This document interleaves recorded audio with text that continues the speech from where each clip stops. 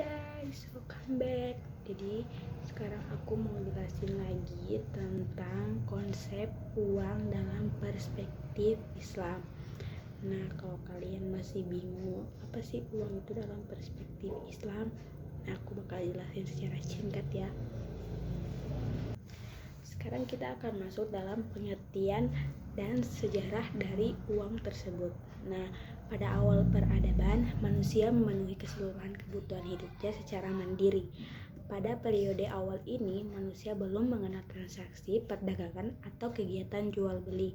Pada tahapan manusia masih sangat sederhana. Mereka menyelenggarakan tukar-menukar kebutuhan yang disebut dengan istilah barter. Seiring dengan semakin kompleksnya kebutuhan sehingga menimbulkan kendala dalam melakukan pertukaran, yaitu sulit memperoleh barang dan jasa yang diinginkan dengan jenis dan barang yang dibutuhkan oleh orang lain, atau sulit mencari kesamaan permintaan atau biasa yang disebut dengan double coincidence of wants. Nah, ternyata untuk mengatasi segala kendala yang muncul akibat sistem barter, maka dipikirkanlah suatu komoditas yang dapat dipergunakan sebagai alat tukar yang lebih efisien dan efektif. Alat tukar inilah yang kita kenal dengan sekarang yang namanya dengan uang. Menurut Huda DKK pada tahun 2008, uang dikategorikan dalam 3 jenis. Yang pertama yaitu uang komoditas atau commodity money. Nah, uang komoditas itu yaitu alat tukar yang memiliki komoditas atau bisa diperjualbelikan apabila barang tersebut digunakan bukan sebagai uang. Yang kedua itu uang kertas atau biasa disebut dengan token money.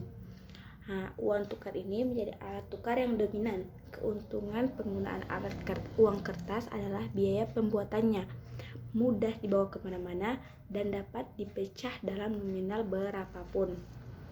Nah, yang ketiga itu uang giral. Uang giral adalah uang yang dikeluarkan oleh bank-bank konvensional melalui pengeluaran cek dan alat pembayaran giro lainnya. Selain uang dikategorikan dalam 3 jenis, ternyata uang ada fungsinya masing-masing. Ada 8 fungsi utama uang, yaitu adalah ada jaminannya, diterima umum, nilai yang stabil, mudah disimpan, mudah dibawa, tidak mudah rusak, mudah dibagi, dan penawaran harus elastis.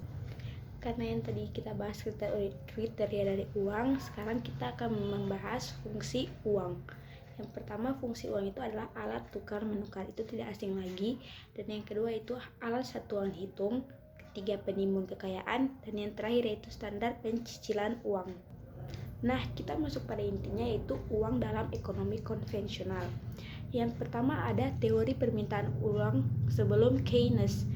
Nah, sebelum Keynes diantaranya permintaan uang Irving Fisher dan teori permintaan uang Cambridge. Dalam teori permintaan uang, Irving Fisher mengasumsi bahwa keberadaan uang pada hakikatnya flow concept, yaitu keberadaan uang atau permintaan uang tidak dipengaruhi oleh suku bunga, tetapi kecilnya uang akan ditentukan oleh kecepatan perputaran uang tersebut atau didasarkan pada pendekatan transaksi. Sedangkan permintaan uang menurut Cambridge adalah stock concept atau alat penyimpan kekayaan, bukan sebagai alat pembayaran, membutuhkan masyarakat pemegang uang tunai. Nah, kita akan lanjut dalam teori permintaan uang menurut Keynes. Menurut Keynes, teorinya ada 3, yaitu money demand for transaction atau permintaan uang untuk transaksi. Yang kedua itu money demand for precautionary atau permintaan uang untuk berjaga-jaga, dan yang terakhir yaitu money demand for speculation atau permintaan uang untuk spekulasi. Nah, di penjelasan sebelumnya kan kita membahas tentang permintaan uang sebelum Keynes. Nah, jadi sekarang kita akan masuk dalam permintaan uang setelah Keynes. Dalam menganalisa teori permintaan uang untuk tujuan spekulasi, Tobin menggunakan pendekatan portofolio atau seseorang yang memegang surat berharga dapat memperoleh pendapatan. Ya, kita akan masuk dalam konsep uang menurut Islam. Nah, yang pertama ada uang menurut ilmuwan muslim, yaitu zaman Ibnu Taimiyah. Pada saat itu beredar 3 jenis mata uang dinar, emas, dirham perak, dan fulus tembaga. Peredaran dinar sangat terbatas. Peredaran dirham berfluktuasi dan kadang-kadang menghilang. Sedangkan yang beredar luas adalah fulus. Fenomena inilah yang dirumuskan oleh Ibnu Taimiyah bahwa uang dengan kualitas rendah akan menendang keluar uang kualitas baik. Menurut Islahi tahun 1997.